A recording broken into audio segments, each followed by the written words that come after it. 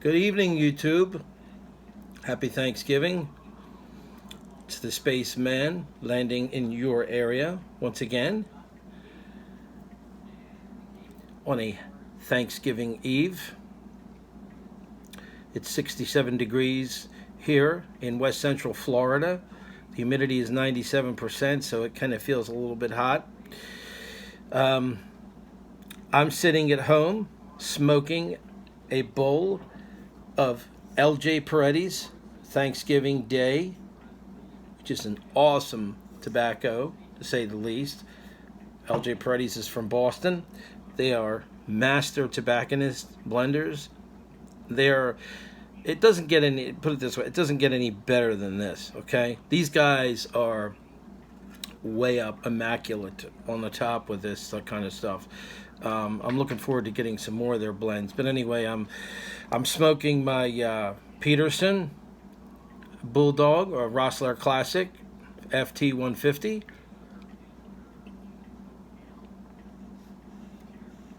Thanksgiving Day is a blend that consists of a few different Burleys and Virginias with a rum and fruit juice flavorings that are added. And well, let me read the jar to you. Thanksgiving Day blend tobacco. The dark, rich color denotes maturity, not strength. The tobacco will be found mild, mellow, of superb aroma and distinctive flavor. Now, I've had this jarred up a year. I only smoked one bowl. It was about a year ago in my Wiley Bent Dublin. And I just haven't gotten back to this tobacco yet. I was waiting for Thanksgiving. And it's been aged then, so for a year. And the aging has improved it quite a bit. Okay. I noticed upon the first light, I didn't really get a lot of that floral kind of flavor that was in there before, which is not as desirable for me. It's a lot better this way.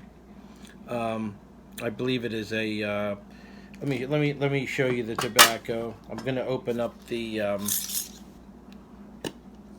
jar here. It smells like molasses, maybe. I think it's a ribbon combination, ribbon cube cut. I'm not very good with cuts, but I believe it's a combination of ribbon cube cut, and it's very good stuff. Or it could be a coarse cut. I'm not totally sure, but there it is. It's beautiful browns, light brown, dark brown, some tans.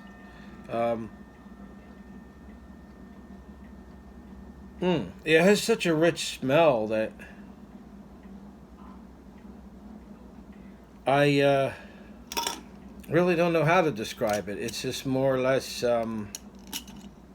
nutty, maybe fruity, nutty.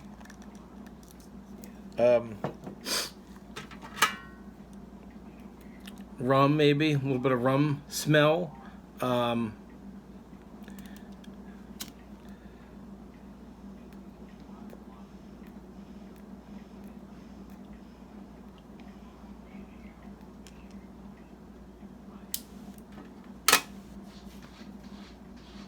Very good.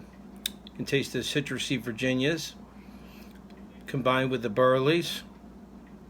Has a little bit of a cocoa essence kind of going on in there, maybe a little bit of cinnamon. I did a review on this a year ago, so I'm not really here to do a big review. I was here to talk about actually the Thanksgiving holiday and Thanksgivings of the past that I've had in my life.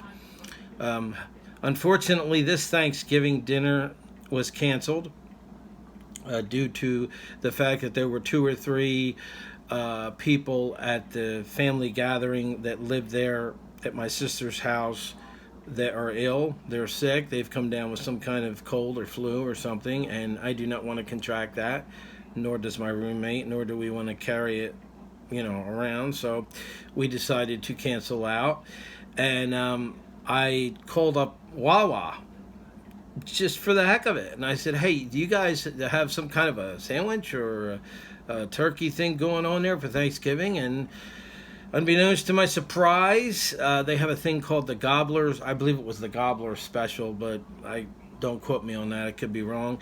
It was turkey. You can choose what you want, but you can get the turkey with the gravy, mashed potatoes, stuffing, cranberry sauce. Really, really good stuff, man. I mean, it was delicious.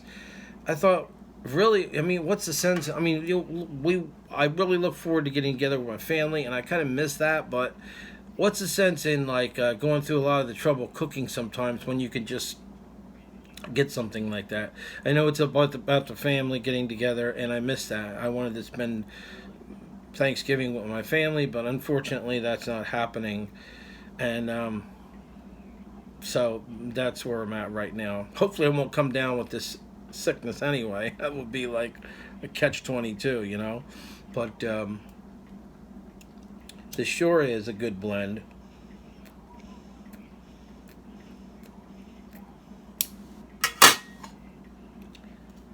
And it really has aged over time.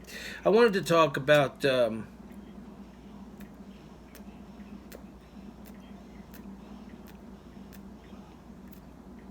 some Thanksgivings of the past. Now my lighter don't want to light. I guess the flint is gone. Get a backup.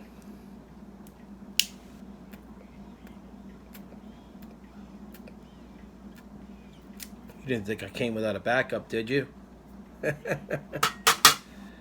Anyway, I wanted to talk about some Thanksgivings of the past. We always had the family there, the classic turkey, stuffing, cranberry sauce, mashed potatoes, broccoli rabe, sometimes sweet potatoes, corn, the usual. Big dinner.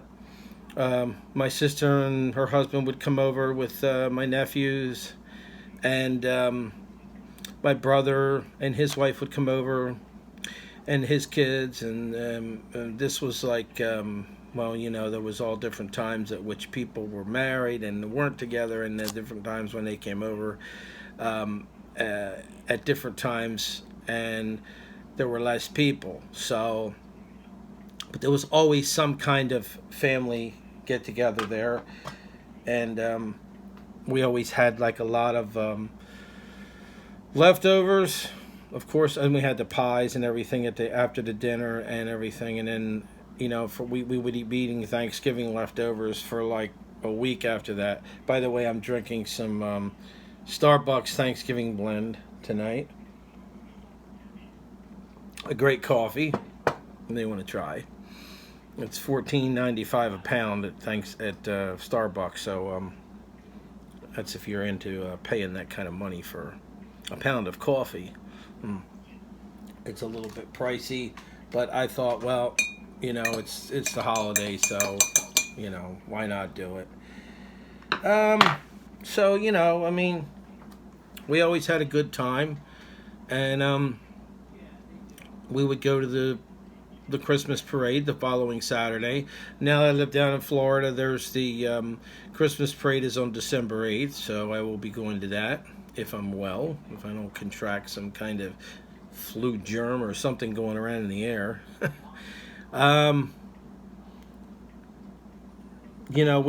We'd have at the dinner table. This is when I lived in New Jersey. In the 70s, 80s, we would have like uncles, aunts.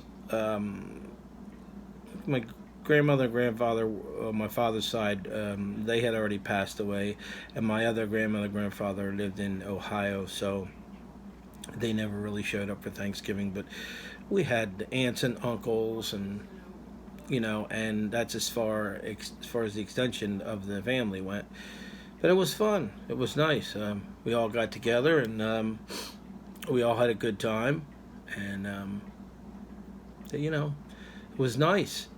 And over the last 10 years that I lived up there, it was very nice, because I began smoking a pipe in '96, and I used to go and get some blends at my local tobacconist, like vanilla and different blends, and I'd smoke my pipe, the whole week leading up to Thanksgiving, and usually I would end up all the leaves had fallen from the tree, so I'd end up raking them up or mulching them with a mower, bagging them up and putting them out front or piling them out front, and it was kind of neat. It was interesting watching the leaves fall and mulching them. But by Thanksgiving, they were usually all mulched and done, and we were ready to do our Thanksgiving dinner thing. So that's how that all worked, and it was good. It was a neat tradition. And I remember one particular year. Now, the leaves usually would peak around Halloween, but I remember one year it was late, and my sister came to visit, and the leaves were so colorful that it was like out of this world. And the reason for that would be because that summer was not as hot, and the leaves did not get heat stressed as badly, and the colors were a lot more vivid and full, and hence is the way it is in New England. That's why the colors are a lot deeper and richer, because they don't get the long hot summers.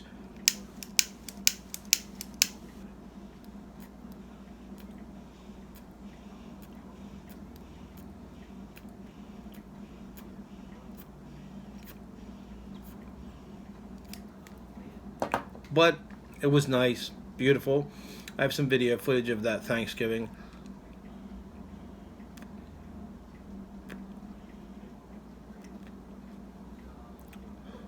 But this is a very good blend of tobacco. It tastes totally different. Like I said, I've let it age about a year, and it's a different tobacco. It just really, it's great. It's really good. So you might want to, if you bought some Thanksgiving blend, jar it up, let it age. Can't hurt it. Can't do it any harm. But you all have a nice Thanksgiving. I'm going to scoot out of here, and be safe, and stay away from those crazy mob crowds on Black Friday.